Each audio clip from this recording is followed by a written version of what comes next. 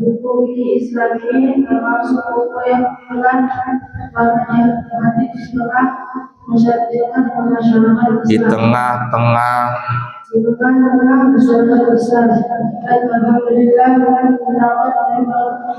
respon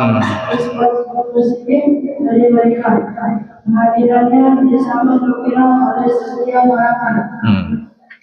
Setiap golongan masyarakat, mulai dari kalangan awam, pelajar, hingga kiamat.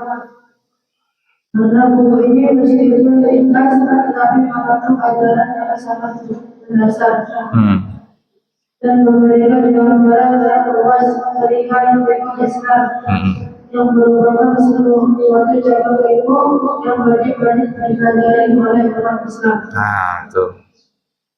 Lanjut. Walaupun buku ini termasuk buku yang sudah berusia cukup lama, kami mengakui masih terdapat kekurangan-kekurangan, terutama mengenai masalah bahasanya. Hal ini pun termasuk mengenai ditanyakan oleh Buya Hamka dalam buku sebutannya pada pertama kali buku ini diterbitkan. Seiring dengan perjalanannya, ibu kami sebenarnya terus berusaha semaksimal mungkin mengadakan kesempurnaan. Salah titik, salah paham sudah, ulangin.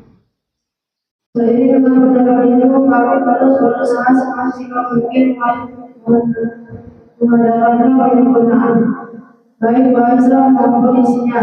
Dengan adanya penyempurnaan itu, sekalian pun belum sempurna. Mudah-mudahan dapat mempermudah para pembaca dalam memahami isi buku ini. Hai, wassalam, penerbit. Kata pengantar, lanjut. Lanjut. Ini penyakitmu apa itu biasanya? Kekurangan buku-buku agama dalam bahasa Indonesia dalam menjelaskan buku-buku agama yang bersifat umum dan sederhana, apalagi dalam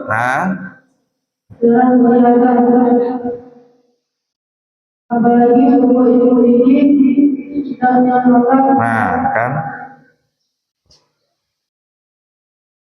Apalagi buku ilmu fikih yang lengkap yang meliputi segala bab dan masalah dari Islam. Belum ada dalam bahasa Indonesia. Pada tahun 1938 sudah saya mulai menyesuaikan ini. Sesudah penjelasan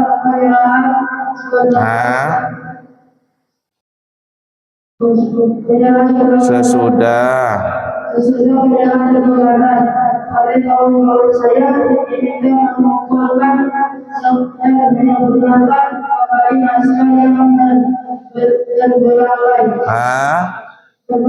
itu.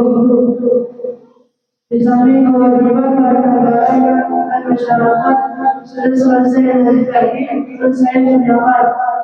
Alhamdulillah, semangat Allah dan ini dapat saya selesaikan. Pada saudara Nasruddin Hakim semua kawan-kawan yang mendorong dan membantu program ini. Saya mengucapkan terima kasih. Mudah-mudahan kesediaan kami dengan Jaja Murni menerbitkan bukunya menjadi golongan pula bersilakan dan menerbitkan buku bermutu tinggi. Dan sangat dihayatkan dalam kehidupan beragama dalam negara yang merdeka ini. Mudah-mudahan segala usaha dalam penyusunan dan penerbitkan buku ini akan diterima Allah sebagai amal soleh. Amin ya rabbal alamin. Jakarta.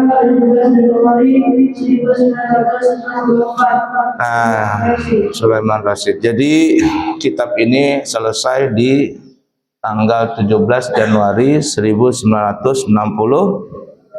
Lama sudah kan ya?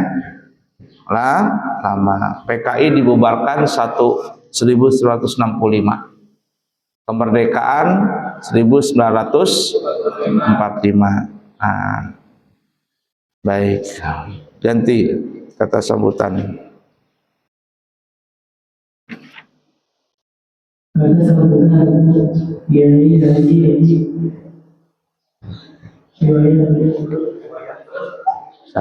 Ayo, kayak Haji Romo. Saya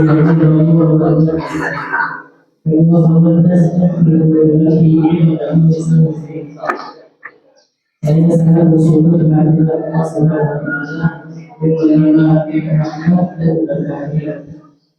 dan mendengar pertolongannya Ustaz Haji Sulaiman Bashir telah mendapat yang setiap ini berbuat ibadah wa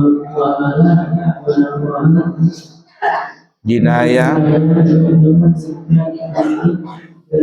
dalam disertai dan dalamnya dari hadis dan lain-lain. Nah, itu yang Abu ya bilangkan tuh, bab fikih itu terdiri 5 kitab atau 5 bab. Pertama, kitab ibadah.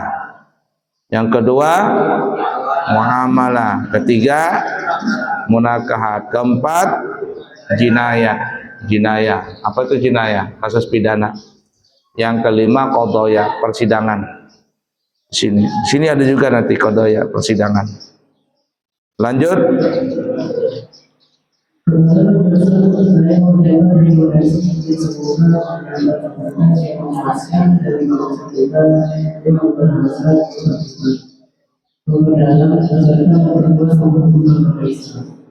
Kemudian dia mengatakan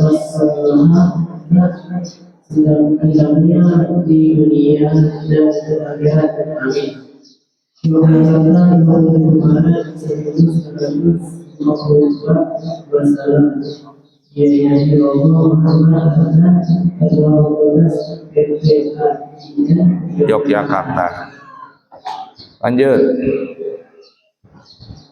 Karena ketika telah sampai naskah buku ini ke tangan Ketua Petugas Besar Muhammadiyah Mansur. Saya sedang berada di Yogyakarta menjadi tamu beliau. Setelah dibacanya dengan perhatian, beliau menyatakan pernyataan syukurnya melihat Ustaz Al-Ustaz Sulaiman Bashir menyusun hadis Islam ini dengan bahan dasar dari Allah ini yaitu Al-Quran dan Sunnah dan Nabi Muhammad SAW. Karena beliau saya sendiri menjadi mempunyai keinginan bersama membangun agama Islam. Karena dia tidak punya jelas bagaimana mengambil umat Islam di Indonesia akan pimpinan yang demikian. Tetapi saya sekali memang saya tak selesai di syukurlah keinginan saya itu telah dipenuhi oleh Tuhan. Keinginan saya yang semangat dalam menegakkan agama, terutama saudara Hasbi As-Siddiqi. As-Siddiqi. Dua Abdul Halim Hasan Binjai saudara Zainal Arifin Abbas dan saudara muncul Bola Ustaz Sulaiman Bashir bersamaan pada itu terhadap agama dalam sunnah Rasulullah SAW menyebabkan segala usaha agama saya ini sangat mendapat penghargaan sendiri, terutama berupa Al-Quran dalam Ustaz Sulaiman Bashir ini telah saya baca keberanian kasihnya sehingga kadang-kadang yang saya kritik tapi sekali bukan isinya cuma bahasanya Tetapi saya menyesal bahwa kalau saya pula yang demikian nilainya demikian tinggi nilai dan sesuatu yang dibicarakan ini juga dengan bahasa saya sebagai sesuatu bahasa Ustaz mereka dikasih. Demikianlah kesan yang saya dapat daripada kedua guru berdasar bahwa dia adalah itu Islam sehingga 1373 Agustus 1924 Haji Malik Haji Abdul Malik. Nah, ganti.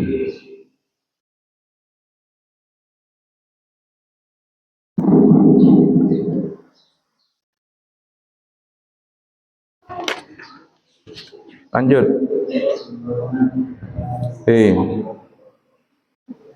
Angkat suaranya. Transliterasi. Transliterasi. Nah, jangan terasi. Transliterasi. Nah, suaranya diangkat. Lagi. Ejaan Arab ke ejaan Indonesia. Berdasarkan SKB materi agama. Agama Dikbud. SKB itu surat keputusan bersama. SKB surat keputusan bersama dua menteri. Apa itu? Agama dan Dikbud. Lanjut, angkat suaranya. Pemakaian kata-kata Arab dalam buku ilmu fikih suka dihindarkan, apalagi di saat bahasa ilmuwan sedang dalam perkembangan seperti sekarang ini. Ada yang suka diterjemahkan, ada yang dapat diterjemahkan tetapi kurang tepat, dan ada pula yang memang belum ada terjemahannya dalam bahasa Indonesia. Berdasarkan SKB 2 Menteri Agama Dikbud, disepakati bahwa ejaan bahasa Arab harus disesuaikan dengan ejaan bahasa Indonesia. Oleh sebab itu, di dalam buku fikih Islam revisi ini diadakan beberapa perubahan ejaan dan tanda baca, antara lain sebagai berikut. 1. Tiap nama surah yang didahulukan al diberikan tanda penghubung seperti surah Al-Baqarah, An-Nisa, Al-Maidah dan sebagainya. 2. Setiap kata yang berasal dari bahasa Arab dan telah diindonesiakan cukup ditulis dengan satu huruf saja, disesuaikan dengan terus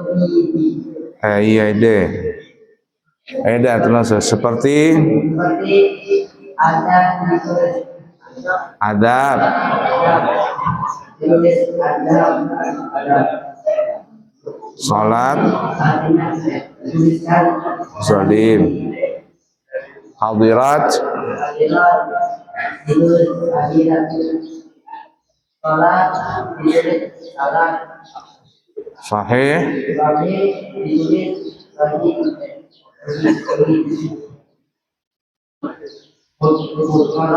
mudarat,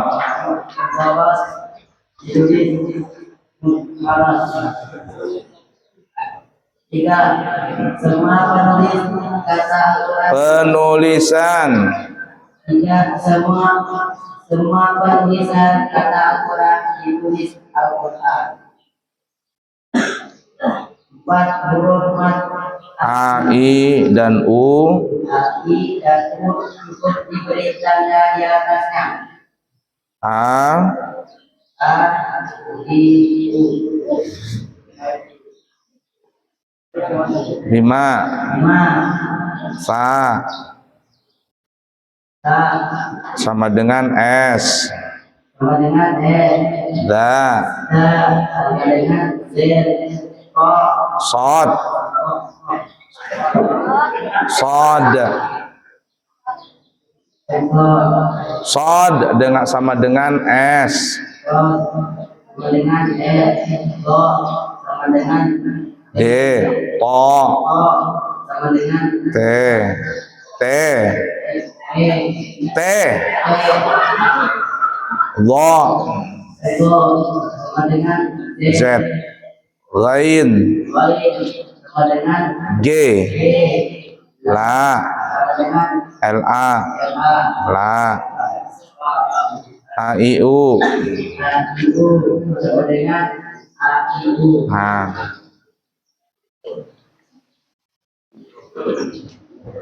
Lanjut.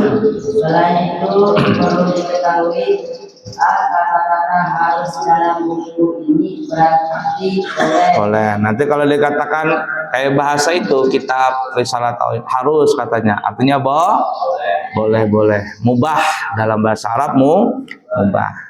Orang Bahari nyebutnya harus. Artinya boleh. Boleh dikerjakan, boleh ditinggalkan. Bukan berarti berarti wajib sebagaimana yang biasanya berlaku dalam kata-kata sekarang. B. Kata-kata malam dimaksudkan sebelum siang hari, bukan kemudian dari hari. Umpama malam Jumat, dan dimaksud dengan malam Jumat yaitu malam sebelum hari Jumat. Bukan malam sesudah hari Jumat. Malam hari raya Idul Fitri, artinya petang penghabisan puasa. Kalau kita bilang malam Jumat, ya berarti malam Jumat. Kalau Jumat malam, berarti apa? Malam Sabtu. Itu pengenalan saja. Ayo lanjut lagi. Pendahuluan, jam berapa sudah? 1/4 jam lagi. Ayo lanjut. Ganti Putri, mana? Baca.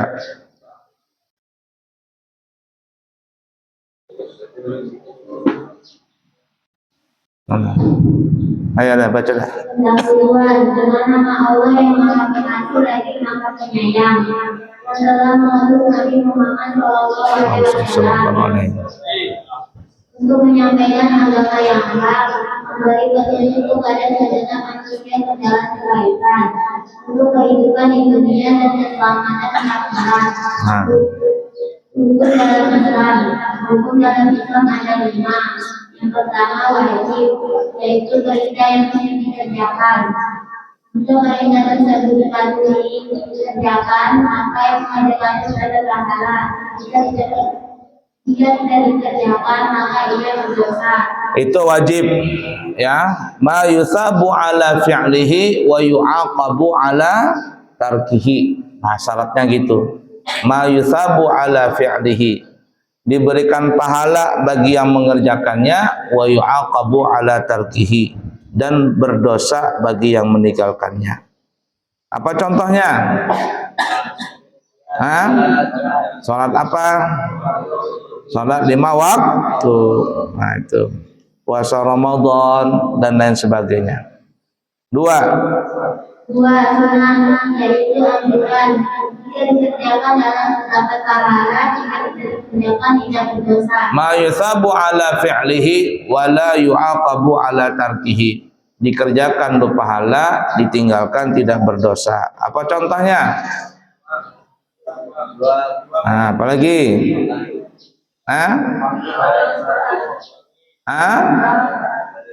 Apalagi? Banyaknya, salat sunat, puasa sunat, salat duha. Banyak. Lanjut. 3. Haram, yaitu larangan keras. Kalau dikerjakan berdosa, jika tidak dikerjakan ditinggalkan mendapat pahala. Ma yusabu ala tarkihi, ma yusabu ala tarkihi wa yu'aqabu ala fi'lihi, ditinggalkan, dikerjakan berdosa, ditinggalkan berpahala. mabok-mabokan, zina, selingkuh, LGBT, apalagi mencuri, gosip, menggosip, jelek-jelekin orang, membuka aib orang, itu semuanya adalah haram. La ilaha illallah. Baik, lanjut.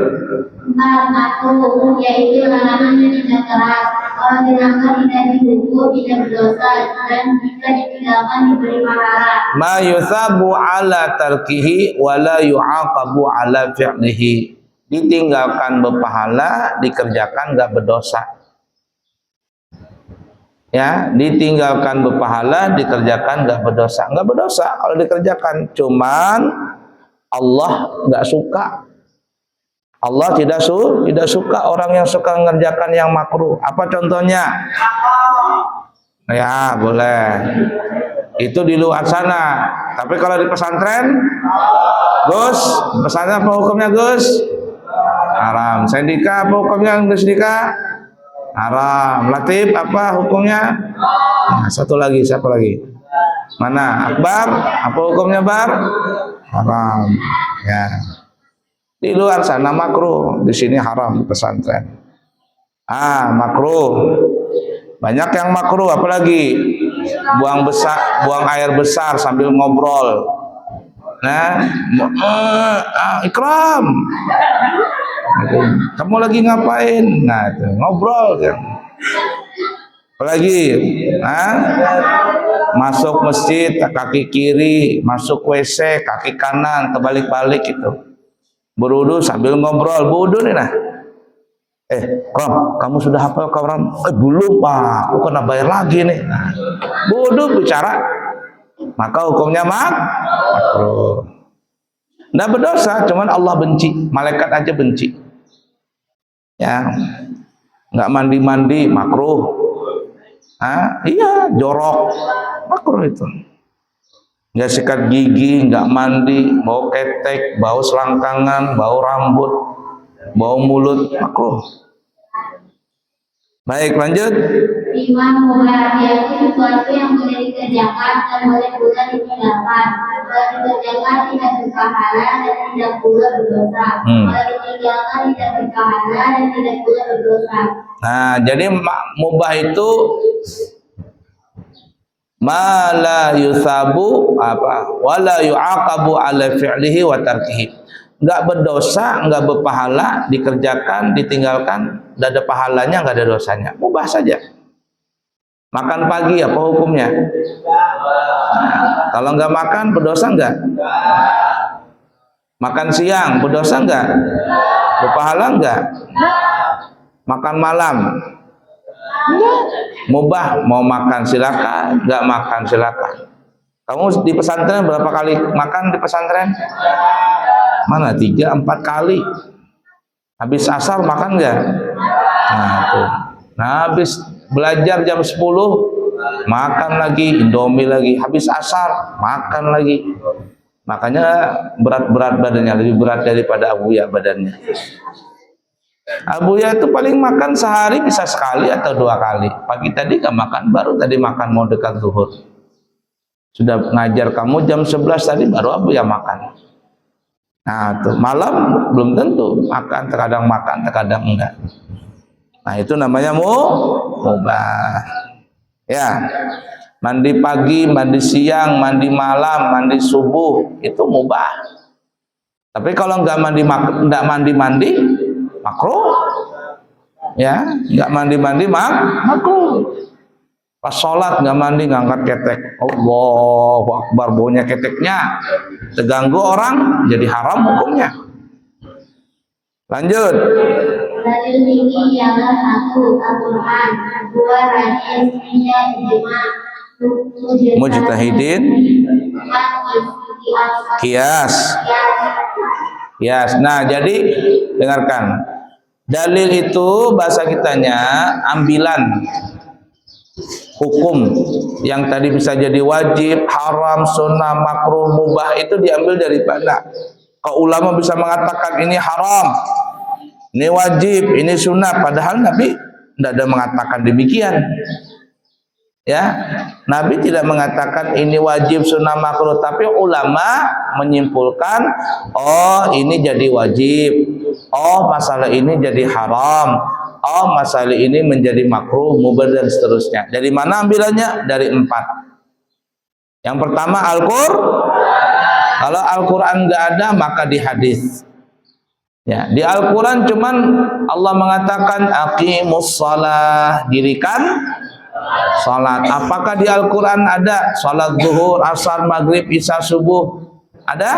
Nggak ada. Di hadis. Di Al-Quran diterangkan berapa rakaat zuhur, asar, maghrib, isya, subuh? Ada diterangkan? Nggak ada. Di mana diterangkan? Di hadis diterangkan itu. Nah, jadi pada saat Nabi pulang Isra Mi'raj itu Nabi sudah perintah salat, cuman belum resmi. Dapat perintahnya sudah ada, tapi belum dilantik. Kalau ibarat kata itu sudah menang pilkada sudah, tapi belum keputusan KPU. Keputusan KPU sudah ada, tapi belum dilantik. Kalau belum dilantik, belum resmi jadi gubernur wali kota. Nah, malam Isra dan Mi'raj Nabi sudah dapat perintah salat 5 waktu untuk beliau dan umatnya semuanya sampai akhir zaman. Tapi tidak tahu Nabi salat apa. Nah, besoknya baru Jibril datang. Jibril datang di waktu zuhur, mulai di waktu zuhur. Di dekat pintu Ka'bah. Nah, jadi sampai sekarang masih ada bekas telapak kaki Jibril tuh. Nah, ini pintu Ka'bah mana? Ada Ka'bah mana? Mana pintu Ka'bah? Nah, itu Bu yang nggak ngelihat itu. Ada pintu Ka'bah di samping kanannya, di bawahnya samping kanan tuh ada bekas Jibril di situ. Sampai sekarang masih ada. Nah, kalau orang umrah Abu Yas suruh situ, kata Abu Yas itu, pegang itu bekas Jibril dulu. Nah, hari pertama dari zuhur waktu pertama, asar waktu pertama, maghrib waktu pertama, isya waktu pertama, subuh waktu pertama. Jibril datang mengajarkan, kata Jibril, ya Rasul, salat zuhur itu mulainya waktunya ini. Dari ini nih masuknya. Nah, Jibril datang mengajarkan 4 rakaat, tata cara salat itu bagaimana. Nah, selesai itu Jibril pulang, kembali lagi ke posnya. Asar datang lagi Jibril, ngajarkan kepada Rasul, ya Rasulullah nih, salat asar itu dimulai waktu sini nih. Cara salat asarnya begini, bla bla bla dan seterusnya diajarkan. Begitu juga awal maghrib datang, awal isya datang, awal subuh datang.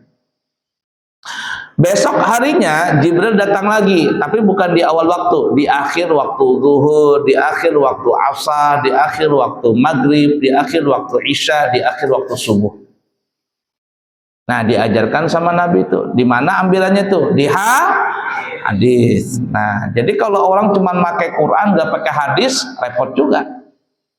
Nah, di Al-Quran ada, di Al-Quran mungkin nggak ada, di hadis mungkin nggak ada. Maka ijma' ulama, kesepakatan ulama. Kalau kesepakatan ulama ini nanti beda-beda. Ulama di Indonesia beda, ulama di Mekah, Madinah beda. Seperti yang kita bahas tadi pagi itu, nah. Ya, ulama Irak sama Mesir, ya Irak, Iran, Mesir. Ngambil pendapatnya siapa? Imam Romli. Yang di Yaman, di Hadramaut, di Mekah, Madinah, termasuk Indonesia, kebanyakan di Hadramaut. Ngambil pendapatnya Imam Ibnu Hajar. Kita di Indonesia pendapatnya Imam Rafi'i. Ngambil pendapatnya Imam Rafi'i. Yang di sana, di mana namanya, di Hadramaut, pendapatnya siapa? Nawawi. Di Timur Tengah banyak Nawawi. Nah, itu biasa beda pendapat tadi. Ijma' ulama. Kenapa? Karena di Al-Quran tidak ada, di hadis nggak ada, maka ulama setempat menimbang manfaat dan mudaratnya, memikirkan lalu memutuskan. Manfaat mudaratnya diperhatikan, diambil kiasannya, diambil dalil Quran dari hadis yang mendekati itu. Maka jadilah ijma' ulama di waktu itu, di tempat itu. Nah, seperti umpamanya rokok, ada nggak rokok di Al-Quran? Nggak ada. Surah Dukhan ada, Ad-Dukhan.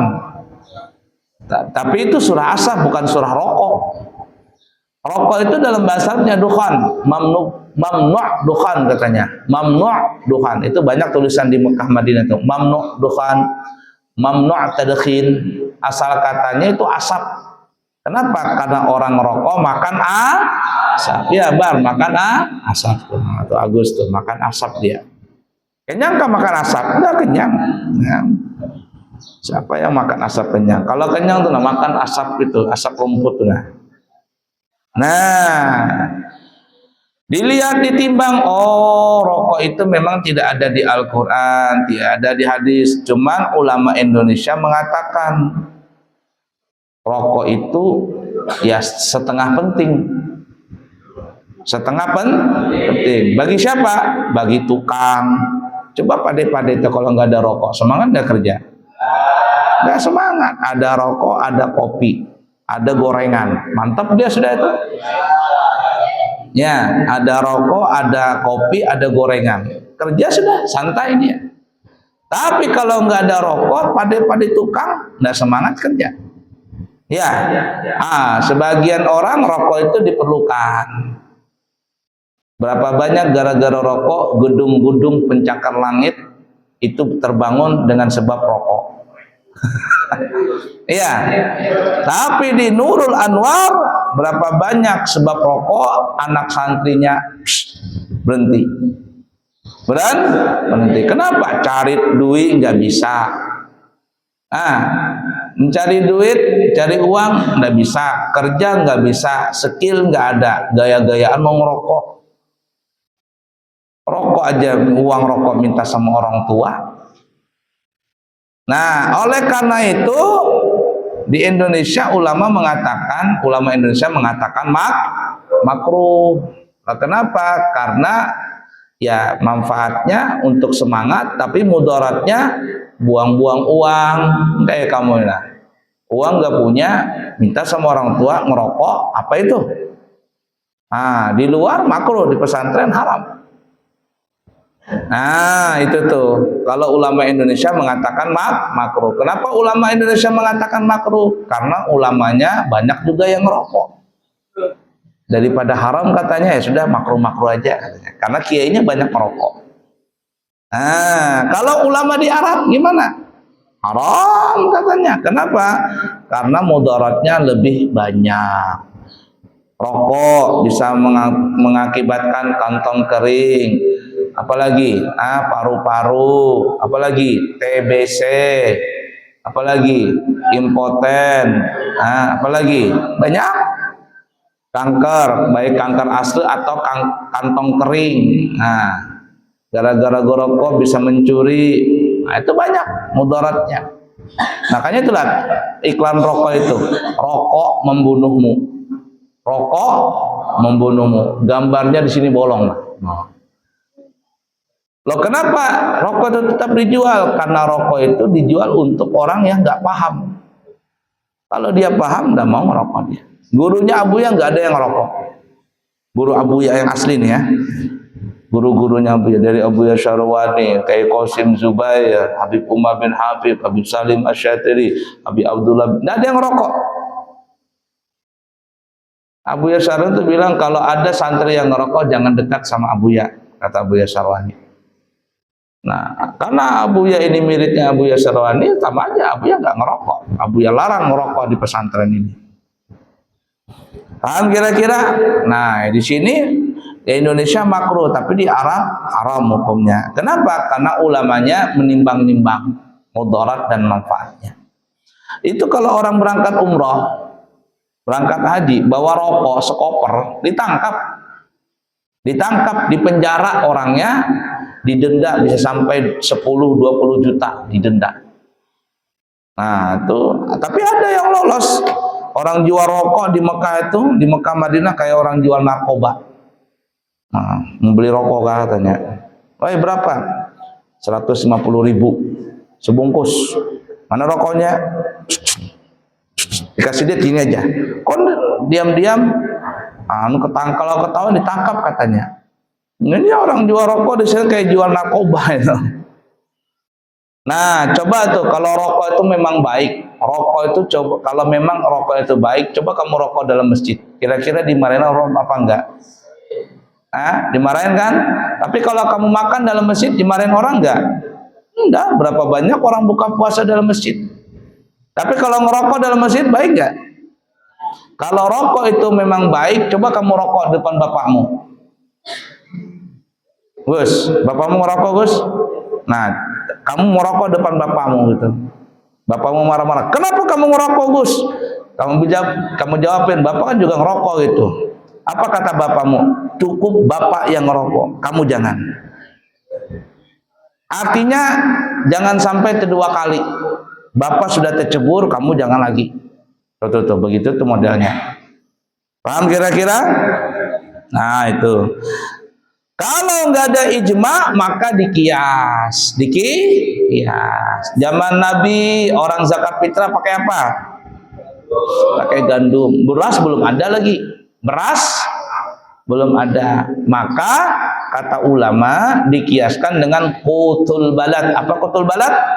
Makanan pokok di negeri itu. Di Indonesia mayoritas makan nasi. Makan nasi atau makan beras? Makan nasi. Maka zakatnya pakai nasi. Beras lah. Ya, di Timur Tengah orangnya kebanyakan makan roti. Maka zakatnya pakai gandum. Di Irian Jaya orang makan apa? Nah, di Irian Jaya orang makan apa? Papua. Makannya apa? Sagu. Makan sagu. Tahu sagu? Nah, papeda tuh dia makan papeda. Maka zakat fitrahnya boleh pakai sagu. Di Madura orang ada makan nasi apa namanya? Kamu tanya Pade makan nasi jagung kah itu? Nah, itu. Di Madura orang makan nasi jagung. Maka boleh zakat fitrahnya pakai jagung. Di mana lagi? Di Buton. Ada orang Buton sini? Ah, Yuli. Ah, tuh. Di Buton. Ah, orang sana makan apa sih? Bisa saja zakat fitrahnya pakai singkong. Itu namanya kias. Kiasnya pakai qutul balad.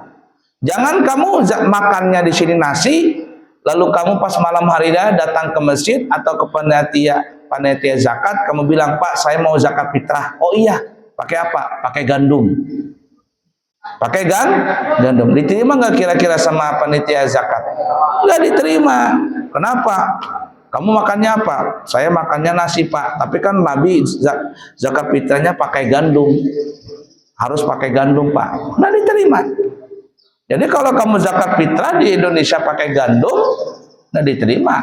Kenapa? Karena harus pakai kias, makanan Paham tum? Baik, cukup dulu, nanti sambung lagi. Tandain. Ayo, baca doa. Bismillahirrahmanirrahim. Rabbana fa'na bima 'allamtana. Rabbi 'allimna alladhi yanfa'una.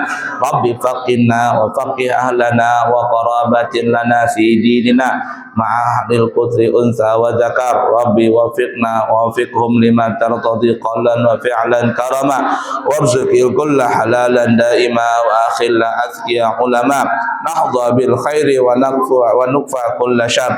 Rabbana aslih lana kulla وأقر بالرضا منك العيون واغفر عنا ربنا كل الديون قبل أن تأتينا رسل المنون واغفر واستر أنت أكرم من ستر وصلاة الله تغشى المصطفى من إلى الحق دعانا والوفاء بكتابه فيه للناس الشفاء وعلى الآل الكرام الشرفاء وعلى وصحبه الغرار اللهم اهدنا بهداك وجعلنا ممن يسارع في رضاك ولا تولنا وليا سواك ولا تجعلنا ممن خالف أمرك وعصاك وحسبنا الله ونعم الوكيل ولا حول ولا قوة إلا بالله العلي العظيم وصلى الله على سيدنا محمد وعلى آله وصحبه وسلم والحمد لله رب العالمين يا ربنا اعترفنا بأننا اقترفنا وأننا أسرفنا على لظى أشرفنا فتب علينا توبة تغسل لكل حوبة